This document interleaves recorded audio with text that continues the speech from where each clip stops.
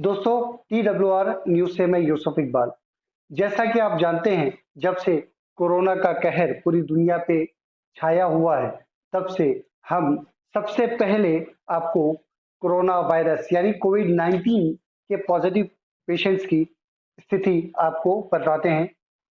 विश्व लेवल पे, भारत लेवल पे, महाराष्ट्र के लेवल पे और साथ ही साथ वो दो कंट्रीज जो एक नंबर और दो नंबर पे बनी हुई है।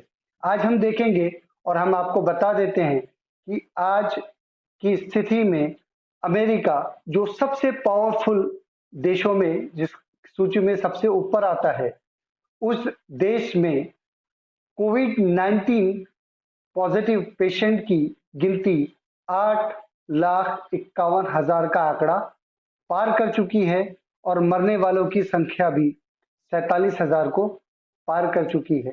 या क्या स्थिति बनी हुई है, ये देखने के लिए आइए डालते हैं इस वीडियो पे एक नजर।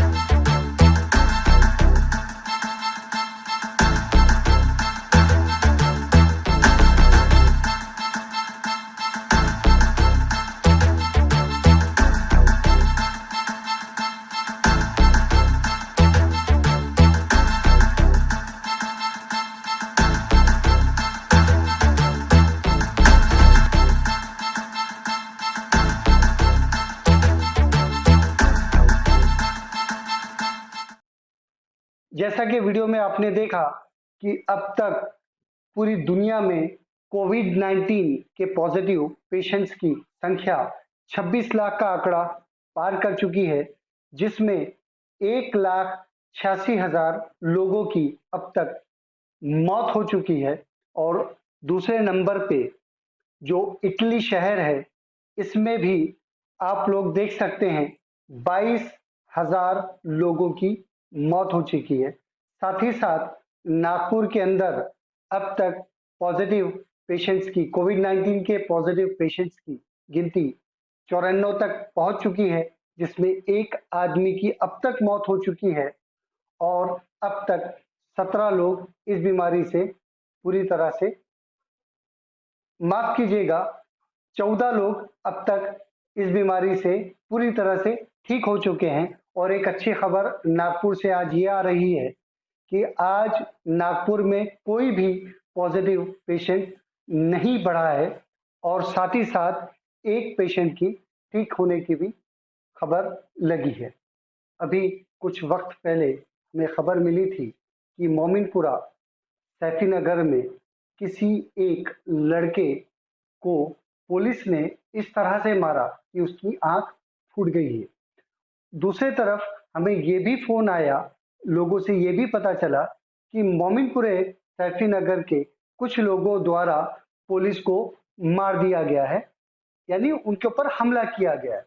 तो हम ये सब की डिटेल लेने जब सैफीनगर पहुंचे तो खबर की सच्चाई हमें पता चली कि सैफीनगर मस्जिद के सामने राह चलते हुए एक लड़के को पुलिस वाले ने, जो दो बाइक सवार थे, मोटरसाइकिल पे बैठे हुए थे, एक पल्सर बाइक पे, उनमें से पीछे बैठे हुए पुलिस वाले ने डंडे से राह चलते हुए एक लड़के के ऊपर डंडा चलाया, ठीक चेहरे पे, जिसके वजह से वो डंडा भाव पे लगते हुए आंख पे लग गया, जिसके वजह से जोरदार चोट लगने की वजह से उसकी आंखों से दिखना बंद हो गया। ये जो घटना है, ये घटना शाम 4:45 की घटना है। हमें इसकी जानकारी मिली और ये पता चला कि इसके फौरन बाद उस लड़के को कुछ लोग आईजीएमसी लेके गए, वहां उसे ट्रीटमेंट हुआ। ट्रीटमेंट में इस बात की जानकारी दी कि इस लड़के को अगर आंखों की रोशनी 2 दिनों में नहीं आएगी तो फिर आंखों की रोशनी का आना मुश्किल है। बहरहाल लोगों की ऐसे वक्त में जब महाराष्ट्र के मुख्यमंत्री उद्धव ठाकरे और महाराष्ट्र के गृह मंत्री अनिल देशमुख किसी भी लेवल पे पैनी नजर बनाए एक छोटी छोटी घटना पे, उस वक्त में महाराष्ट्र पुलिस, जबकि यहाँ के डिप्टी कमिश्नर और एसीपी इवन थानेदार भी लोगों की सेवा में लगे हुए हैं, पूरा पुलिस महकमा सेवा में लगा है, ऐसे वक्त में किसी पुलिस द्वारा ऐसा किया जाने वाली ये जो वारदात है ये निंदनीय है। दोस्तों, हमने जाके वो लोगों से बात की। आइए डालते हैं एक नजर कि जिसे मार लगी है वो क्या कहता है और उसके साथ रहने वाले जो साथी था वो क्या बताता है। आइए डालते हैं वीडियो पे एक नजर।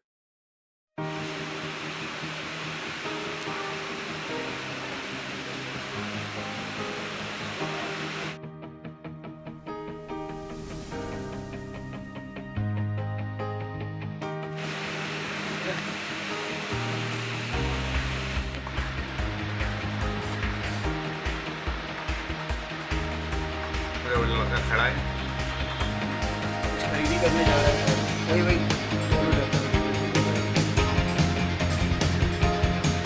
भाई गाड़ी। हाँ या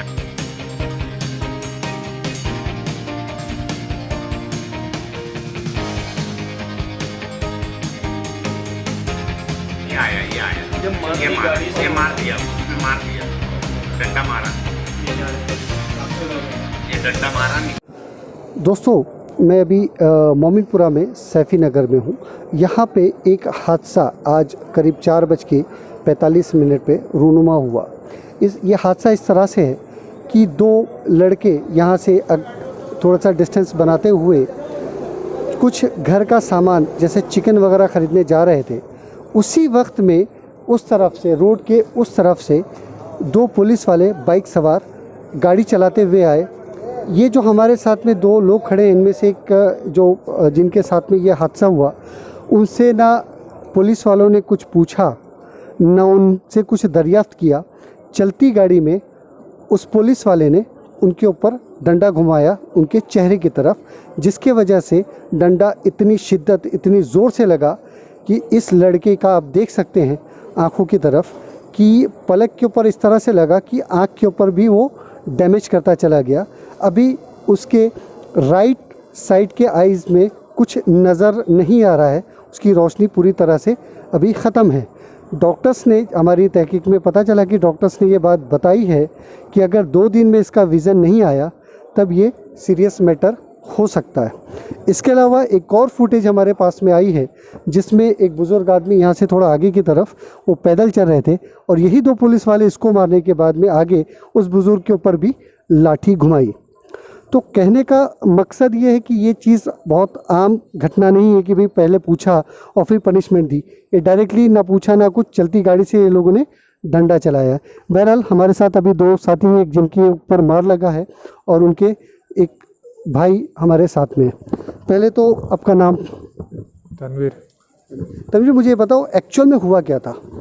मैं यहाँ से जा रहा था चिकन लाने के लिए, तो उधर से 2 पुलिस वाले आ रहे थे डंडा घुमाते हुए, तो उसमें से पुलिस वालों ने डंडा घुमाया और सीधा मेरे हाथ पे पड़ गया और वो पुलिस वाले सीधा भाग गए यहाँ से, सीधा चले गए थे यहाँ से। इस तरह से डोबी की तरफ निकल गए? डोबी की तरफ गए थे। गाड़ी रोका नहीं आपसे? गाड़ी सवाल तो किया होगा ना? नहीं, कुछ भी नहीं पूछे। कुछ भी नहीं पूछा? नहीं। तो यानी ये अक्सर ऐसा होते रहता है या अभी फर्स्ट टाइम ऐसा हुआ है? मेरे साथ तो फर्स्ट टाइम हुआ है, किसी के साथ हुआ कि नहीं हुआ ये नहीं, मेरे को नहीं मालूम। अच्छा, आप कम निकलते हैं इसलिए। बहरहाल हमारे साथ इनके भाई भी हैं। मैं थोड़ा सा जानना चाहूँगा आपसे कि एक्चुअल में आप इनके साथ में हॉस्पिटल वगैरह भी और फिर हमें पता चला पुलिस स्टेशन भी गए, तो किस तरह से हुआ था? देखिए, मुझे भी पता चला कि मेरे भाई को ऐसा ऐसा हुआ, तो हमने तुरंत में मतलब इमरजेंसी आई ओपीडी में लेके गए। तो डॉक्टर ने बोला कि बोले इनके मतलब यहाँ काफ़ी गहरा मार है और अंदर ब्लड जम गया। तो इनकी जो आँखों की रोशनी है बोले इनके बारे में तो बोले हम अभी डिक्लेयर नहीं कर सकते, ये 2 दिन के बाद ही होगा। बट बोले अभी 2 दिन तक का हम फिर वहाँ से बोले तो तहसील गए।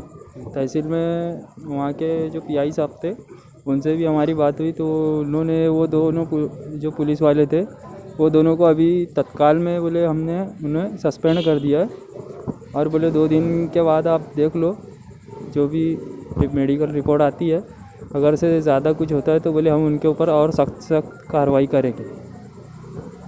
तो दोस्तों, जैसे आपने देखा यहाँ पे इस तरह का मामला जो पेश आया है, ये इनके भाई हैं, शायद साथ में इनके बाकायदा आईजीएमसी गए, आईजीएमसी के बाद में पुलिस स्टेशन गए और उसके बाद में जो भी कार्रवाई वहाँ के पुलिस इंस्पेक्टर ने इस बात का एश्योरेंस दिया है, जैसा इन्होंने बताया कि अगर 2 दिन के अंदर इनकी आँख की रोशनी अगर रिकवर होती है तो ठीक है, अदरवाइज़ ये जो सस्पेंडेड है इसके ऊपर और बड़ी कार्रवाई करने का उन्होंने एश्योरेंस दिया है।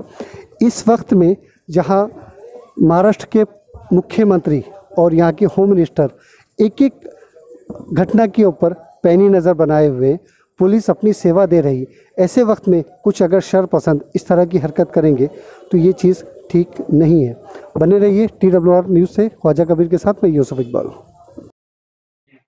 दोस्तों, जैसा कि हम जानते हैं, पालघर में कुछ दिनों पहले 2 साधुओं की लोगों द्वारा मौत के घाट उतार देना एक निंदनीय घटना घटी थी।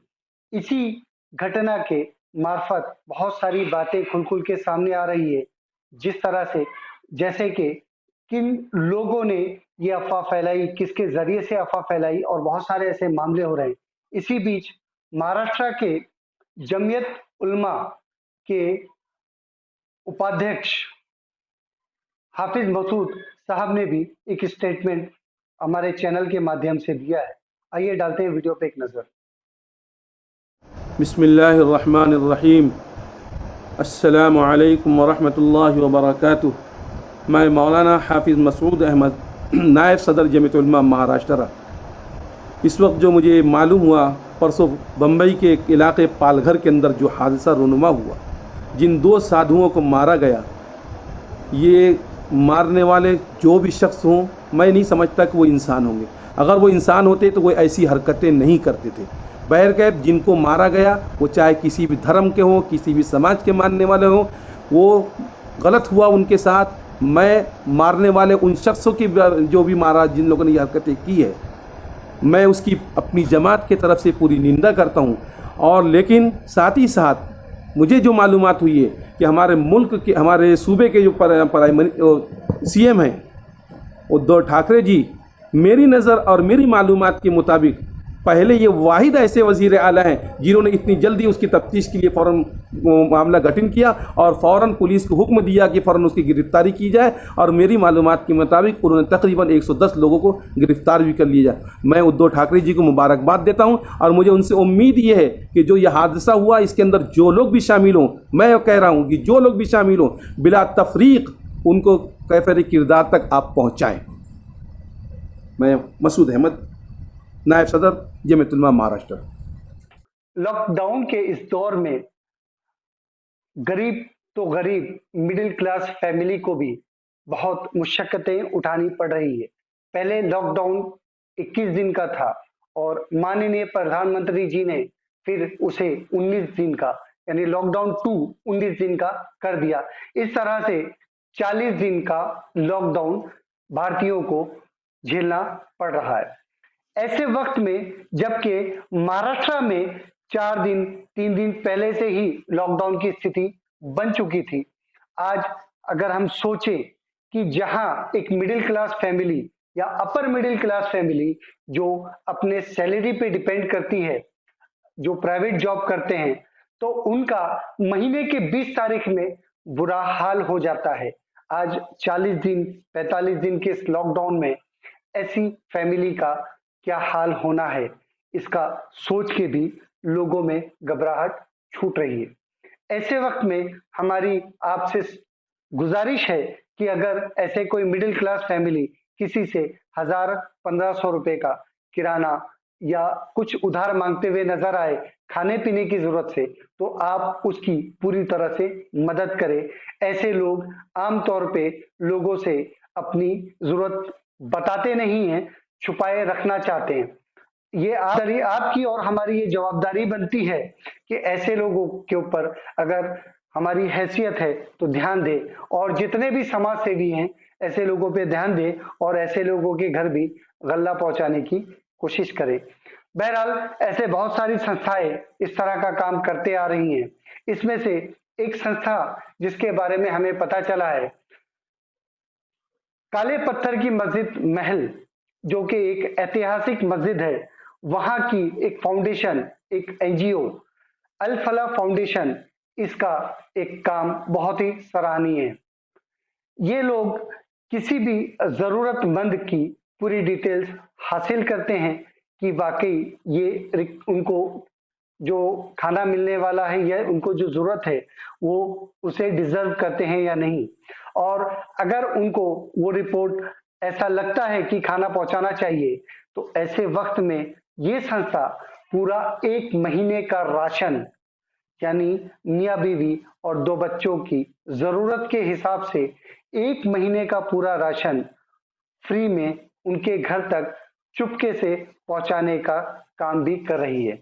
बहुत सारी संस्थाएं इसमें काम कर रही हैं, लेकिन दोस्तों आज अल फला फाउंडेशन के बारे में बताने की वजह यह है, इनका काम इतना सराहनीय है कि हमें जब हमने उनसे बात की और किट्स की डिटेल लेनी चाहिए कि कितनी किट बढ़ चुके हैं, तो उसकी भी डिटेल इन्होंने देने से मना कर दिया। वो ज्यादा शोर शराबा नहीं करना चाहते। उनका कहना है कि जो जरूरतमंद है उन तक राशन पहुंचाना हमारा काम है, हमारा नाम करना हमारा काम नहीं है। दोस्तों थोड़ी डिटेल हम देते हैं, और एक अल फला फाउंडेशन द्वारा फायदा हासिल कर चुकी एक फैमिली से भी हमारे संवाददाता ख्वाजा कबीर ने बात की है। वो वीडियो भी हम इस प्रोग्राम के शुरुआत में आपको दिखाएंगे। और हम आपको बता देते हैं, ये लोग जो 1 महीने का किट आम लोगों तक पहुंचा रहे हैं, जिसमें 10 किलो आटा है, 10 किलो चावल, 3 किलो खाने का तेल, 3 किलो शक्कर और करीब 3 किलो पोहा है, और उसके अलावा आधा किलो खजूर का पैकेट भी साथ में दे रहे हैं, और उसके अलावा लाल मिर्च पाउडर, हल्दी, ऐसे जो जरूरत की जो रेगुलर लगने वाली चाय पत्ती, शक्कर वगैरह सभी मिला के 1 महीने की किट, जिसका हमने एक एवरेज में अंदाजा लगाया, तो दोस्तों ये किट की मार्केट वैल्यू आज की तारीख में 2300 से ज्यादा जा रही है।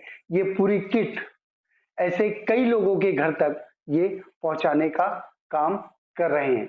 ये मामूली काम नहीं है, जहां बड़ी बड़ी संस्थाएं सिर्फ लोगों को हफ्ता भर या 15 दिन का राशन पहुंचा रही है, ऐसे वक्त में अल फला फाउंडेशन एक फैमिली को 1 महीने का पूरा राशन पहुंचा के उनको दूसरे पे डिपेंड ना होने देना, ये बहुत ही सराहनीय काम है। तो डालते हैं ख्वाजा कबीर द्वारा ली गई ये वीडियो पे एक नज़र। TWR न्यूज़ से मैं ख्वाजा कबीर।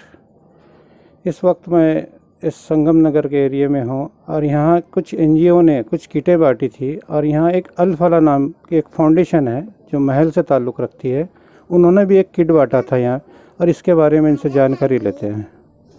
आपको जो अल फला से किट आई थी है, वो किट कैसी थी, उसमें क्या क्या आइटम थे? माशाअल्लाह उसमें गेहूँ था, चावल था, 1 महीने का पूरा टोटल अनाज हमको मिला, और उसमें हमारा 1 महीना पूरा अच्छा गुजर बसर हुआ। बाकी का हमको और कहीं से नहीं आया, ना सरकार ने हमारी मदद करी। अच्छा हुआ आप लोग आए, हमको भी अच्छा लगा। कम से कम ये इधर से हमारा घर पूरा 1 महीना चला वो किट के अंदर, और यहाँ से कहीं और रख सकता हमको आने की नहीं रही। किट में क्या क्या मौजूद था बता सकते हैं आप? उसके अंदर गेहूँ था, चावल था, दाल थी, तेल था, शक्कर था, नमक था, मिर्ची, हल्दी, मतलब तमाम चीज़ें थी उसके अंदर। कितने कितने किलो था, ऐसा कुछ है जी? उसमें 10-10 किलो मेरे ख्याल गेहूँ चावल था, और 1-1 किलो दाल वगैरह थी, पूरी 5 किस्म की दाल थी, शक्कर थी, और मिर्ची वगैरह, हल्दी, धनिया पाउडर था जी। जैसे ये एक NGO ने आपको दिया है, तो इनके ताल्लुक़ से आप क्या कहना चाहिए कि इनकी मदद कोई और एनजीओ, बड़े एनजीओ ने, उन्होंने इनको जो आगे करना चाहिए? इन्होंने जो हमारी मदद करी, और भी जगह से हमको मदद नहीं मिली, इनका काम अच्छा रहा और इन्होंने अच्छी हमारी मदद करी, इसका हम शुक्रिया अदा करते हैं। और माशाल्लाह हमारी बेगम को भी अच्छा लगा आप लोग आए घर में हमारा चैनल लेने के लिए, और आपकी मदद से हमको बाकी कहीं से किट नहीं आया, यहीं से आया सिर्फ। और उसी तरह से नागपुर, मध्य नागपुर क्षेत्र के बजरिया से भी एक विवाह फाउंडेशन के बारे में हमें न्यूज मिली है। आप देख सकते हैं विवाह फाउंडेशन जहां लोगों के लिए दाल, रोटी और पुलाव का भी इंतजाम करके मध्य नागपुर का जो क्षेत्र है, जैसे बजरिया और अतराफ के एरिया में वहां, और हिंगना और वाड़ी जैसे क्षेत्र में भी कुछ अपनी सेवाएं दे रही है। कुछ वीडियोस विवाह फाउंडेशन की तरफ से हमारे पास आई हैं, आइए डालते हैं वीडियो पे एक नजर।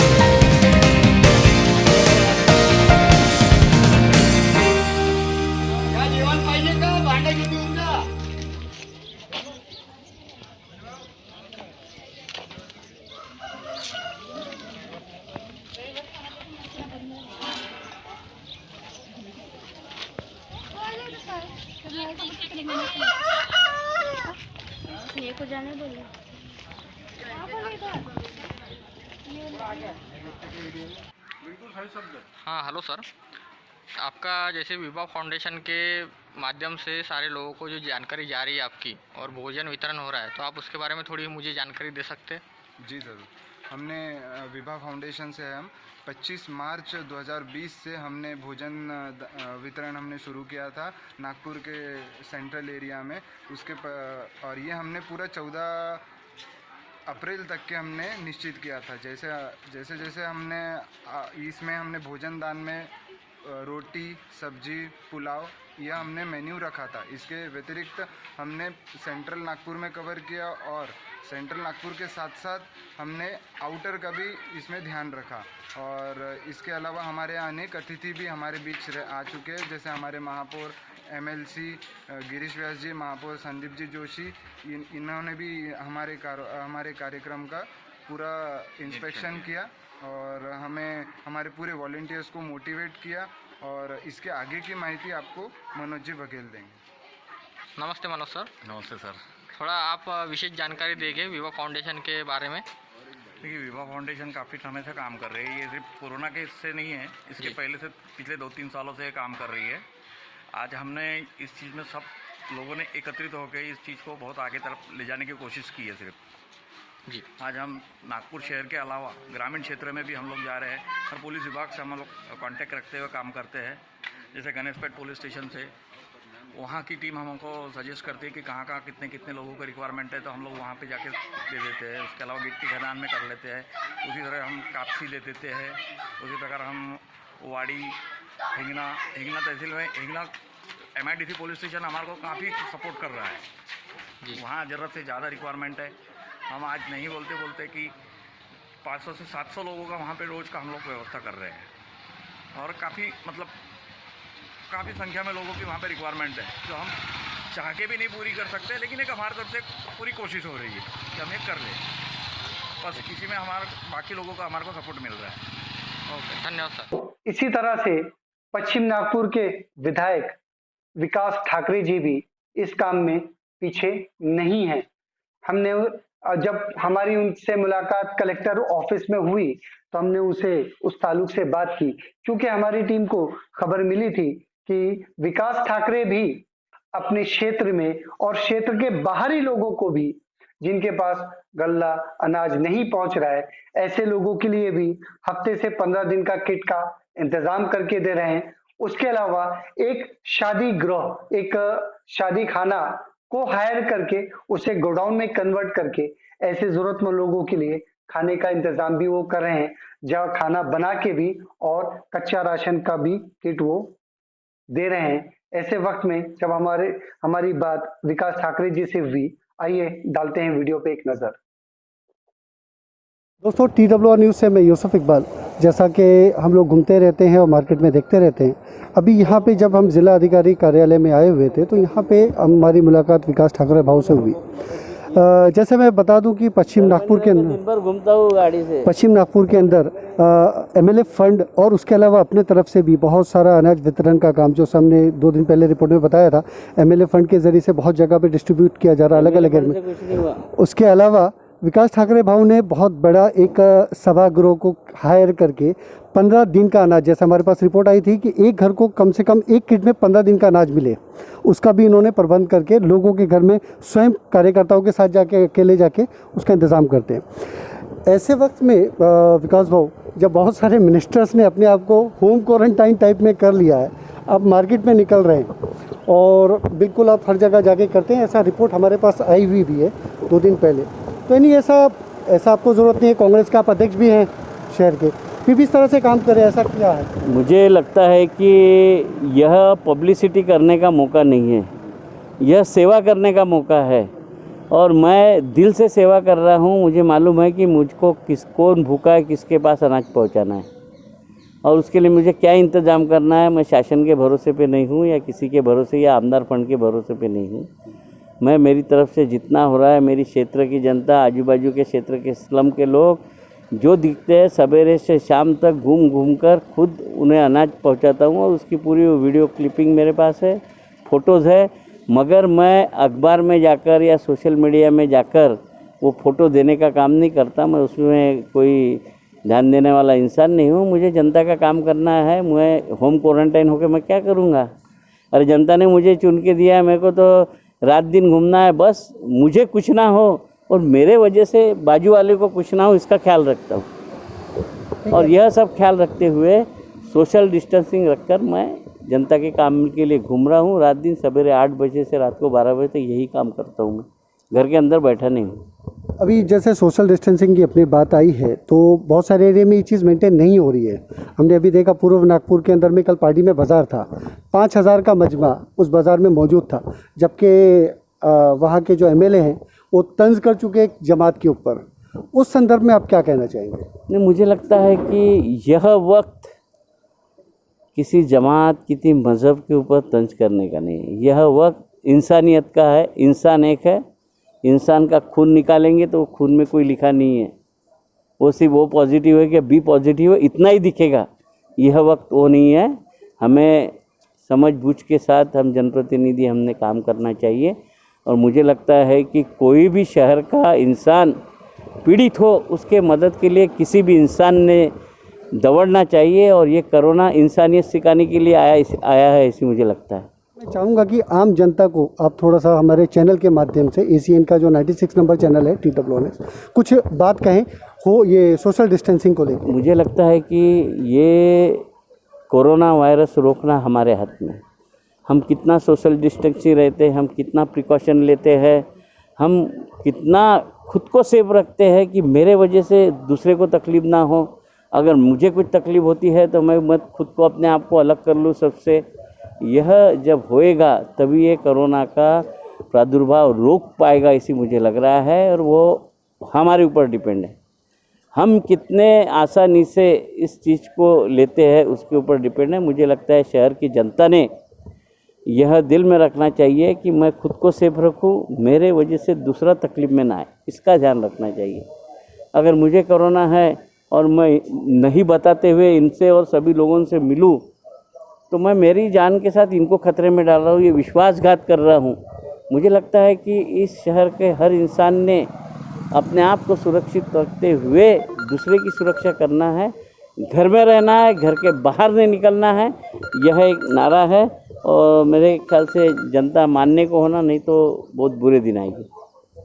दोस्तों ये थे पश्चिम नागपुर के विधायक विकास ठाकरे जी। बने रहिए हमारे साथ TWR न्यूज़, ख्वाजा कबीर के साथ मैं यूसुफ इकबाल। ये संस्थाएं और इंडिविजुअल लेवल पे बहुत सारे लोग अपने लेवल पे काम कर रहे हैं। इसी तरह से एक और नाम हमारे सामने आया है। पूर्व नागपुर के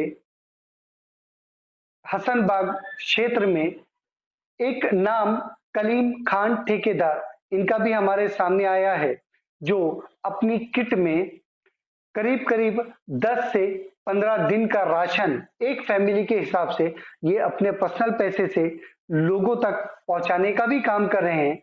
और इस किट द्वारा अब तक 700 से ज्यादा लोगों को फायदा मिल चुका है। ये कुछ इस तरह के समाज सेवी लोग हैं। हमने इनसे बात करने की कोशिश की, इन्होंने हमारे कैमरे के सामने आने से मना कर दिया और ये कहकर मना कर दिया कि ये सारा काम हमारा गरीबों के लिए है और ऊपर वाले को खुश करने के लिए है, हमारा नाम करने के लिए नहीं है। तो हमारे इस नागपुर शहर और हमारे इस देश भारत में कुछ ऐसे समाज सेवी भी हैं जो इतने बड़े लेवल पे इंडिविजुअल काम कर रहे हैं और अपना नाम तक नहीं करवाना चाह रहे हैं। बहरहाल ये सारी रिपोर्ट TWR टीम द्वारा हासिल की गई थी, जिसकी जानकारी हमने आपको दी। पूर्व नागपुर के विधायक कृष्ण खोपड़े जहां रहते हैं, जिस बस्ती में रहते हैं, कराड़पुरा बस्ती, उस बस्ती में एक घटना घटी है जहां कुछ तलवारधारियों ने वहां लोगों के ऊपर हमला करने की कोशिश की और पुलिस ने मौके पे पहुंच के मामले को कंट्रोल किया। मामला कुछ इस तरह से है, आपको बता दें, लकड़गंज थाने के बगल में एक कोविड-19 पॉजिटिव पेशेंट मिला था, जिसकी वजह से वो परिसर पूरी तरह से सील कर दिया गया था। उसी जगह पे कराड़ बस्ती में, वहां से करीब कराड़ बस्ती जिसे उसे भी पूरी तरह से सील करने में आया था, वहां पद्माकर लांजेवार ने अपनी कार बैरिकेड के पास में, सील्ड बैरिकेड के पास में पार्क की थी। वहीं कुख्यात अपराधी राकेश पाटिल अपने अन्य 2 साथियों के साथ, शिवम और अमन के साथ, उसको पार करने की कोशिश में उस कार पे चढ़ के उस पर जाने लगा। ये देखकर पद्माकर लांजेवार ने उसका विरोध किया।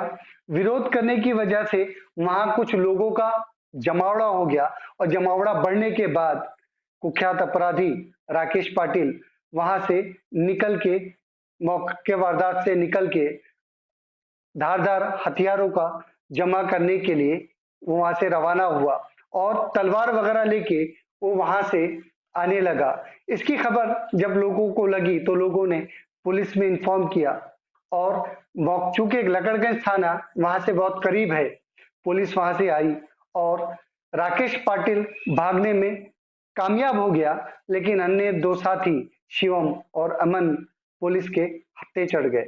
हम आपको याद दिला दें, कृष्ण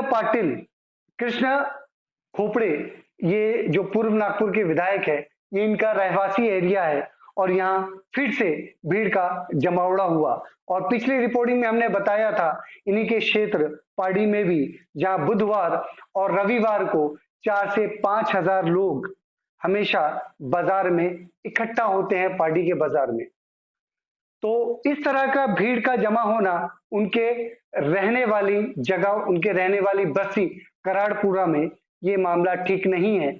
इस चीज के ऊपर भी माननीय विधायक कृष्ण खोपड़े जी को ध्यान देना चाहिए। दोस्तों, TWR न्यूज को देखने के लिए नागपुर एशियन केबल नेटवर्क के 96 चैनल पे हमारे साथ बने रहें। और इसके अलावा इसका ब्रॉडकास्ट देखने के लिए आप YouTube पे TWR न्यूज को भी सब्सक्राइब कर सकते हैं और साथ ही साथ फेसबुक, ट्विटर पे भी आप इसे सब्सक्राइब कर सकते हैं। दोस्तों बने रहिए हमारे साथ TWR न्यूज में। अवेश के साथ मैं यूसुफ इकबाल।